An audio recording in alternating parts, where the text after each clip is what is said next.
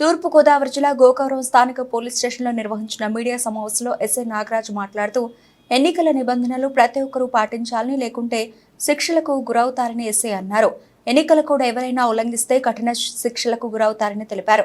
144 section 30 police act అమల్లో ఉంటుందని, 6వ తేదీ వరకు ఎన్నికల కూడా అమల్లో ఉన్నందున నలుగురు కన్నా ఎక్కువ గుమికూడితే వారిపై కఠిన శిక్షలు తప్పవని గోకవరం ఎస్ఐ నాగరాజు తెలిపారు.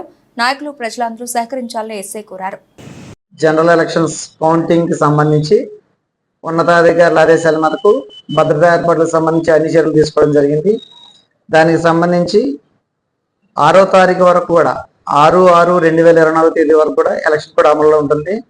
అంతేకాకుండా అప్పటి వరకు కూడా 144 సెక్షన్ మరియు 30 పోలీస్ యాక్ట్ అనేవి అమల్లో ఉంటాయి. ఆ సమయంలో నలుగురు అంతకు మించి ఎక్కువ ఎవరు గుమిగూడి ఉండరాదు. అంతేకాకుండా ఎవరైనా బాణాసంచా లాంటివి కాల్చినా కూడా కాల్చిన వ్యక్తుల్ని మరియు వారు ఎక్కడైతే కొనుక్కొచ్చారో వాళ్ళపై కూడా చట్టపరమైన చర్యలు తీసుకోవడం జరుగుతుంది. అదేవిధంగా రెవెన్యూ మరియు పోలీసు వారు ఆదేశాల మేరకు పెట్రోల్ అన్ని బంకుల్లో కూడా లూజ్ పెట్రోల్ అమ్మొద్దని తెలియపరచడం జరిగింది మరియు నోటీసు కూడా ఇవ్వడం జరిగింది. దాంతో పాటుగా ట్రబుల్ మంగర్స్ మరియు రౌడీ షీటర్స్ కూడా బైండ్ అవుట్ చేయడం జరిగింది.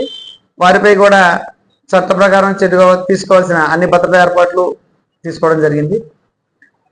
కట్టుదిట్టమైన భద్రతా ఏర్పాట్ల మధ్య కౌంటింగ్ జరుగుతుంది. ప్రజలు ఎటువంటి ఆందోళనకు గురి కాకుండా సమన్వయం పాటిస్తూ ఎవరు గెలిచినప్పటికీ ఆ గెలిచిన అభ్యర్థికి సంబంధించి ఎటువంటి ఊరేగింపులు కానీ దానికి సంబంధించి సమావేశాలు కానీ ప్రస్తుతానికి నిషేధం. కాబట్టి కౌంటింగ్ కంప్లీట్ అయిపోయిన తర్వాత ఎప్పుడైతే ఎలక్షన్ కూడా అవుతుందో తరుపతి ఆదేశాలు వచ్చేంత వరకు కూడా ఎవరు కూడా ఊరేగింపులు కానీ సమావేశాలు కానీ ఏర్పాటు చేయకూడదని ఉన్నతాధికారుల ఆదేశం తెలియపరచమైంది. ప్రతి ఒక్కరు కూడా ఏ పార్టీ గెలిచినప్పటికీ కూడా సమన్వయం పాటిస్తూ పోలీసు వారికి సహకరించాలని కోరడమైంది. ఎవరైనా అలా కాకుండా చట్ట వ్యతిరేకంగా కానీ లేక చట్టాన్ని తీసుకోవడానికి ప్రయత్నం చేస్తే వారిపై ఉపేక్షించేది లేదు. చట్టపైన చర్యలు ఉంటాయి. దాంతో పాటుగా చాలా స్ట్రాంగ్ ట్రీట్మెంట్ కూడా ఉంటుంది.